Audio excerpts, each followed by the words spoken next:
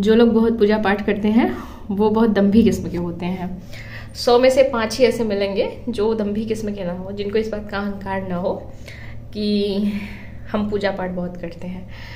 आज इसी परिप्रेक्ष्य से एक कहानी सुनाते हैं, एक वैश्या की और पुजारी की।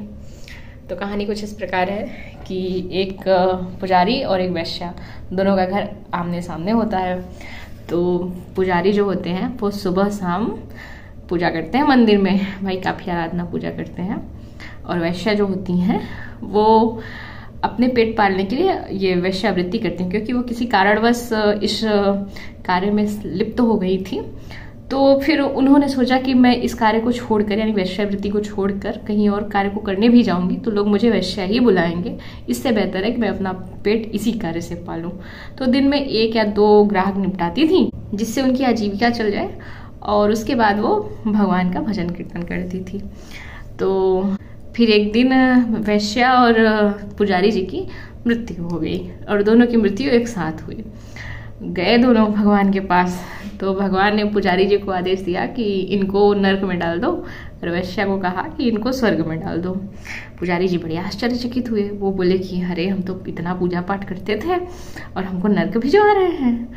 तो पूछे भगवान से कि ऐसा का अपराध कर दिए कि आप हमको नर्क भिजवा रहे हैं और इनको स्वर्ग, जबकि आप जानते हैं कि इनका कृत्य क्या था। तो भगवान बोले वो एक वैश्या जरूर थी, लेकिन वो अपना जीविकोपार्जन करने के बाद हमारा भजन कीर्तन करती थी, हमें ध्यान करती थी कि हे भगवान, हम जिस भी कारण से इस कार्य में फंसे हैं हमें इससे निकालिए, हम अब दोबारा जीवन नहीं चाहते और ये हमारे अपराध को आप क्षमा कीजिएगा। और तुम पूजा पाठ करने के बाद सारा दिन ही सोचते रहते थे कि कितनी निकृष्ट महिला है ये कैसा कार्य करती है। तुम सारा दिन हमारे विषय में ना सोचकर तुम इस वैश्या के विषय में सोचते थे, इसलिए तुमको नर्क का भागी बनाया जा रहा है और इसको स्वर्ग का।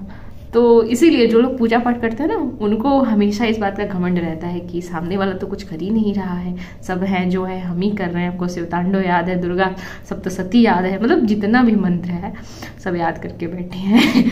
तो अपने इस दंभ को थोड़ा सा पीछे छोड़िए, क्योंकि आप कितने भी बड़े पुजारी हों, कितने भी बड़े पंडित हों, जब तक आपको समानता की, समरूपता की भाषा नहीं आएगी तब तक आपको मोक्ष नहीं मिल सकता।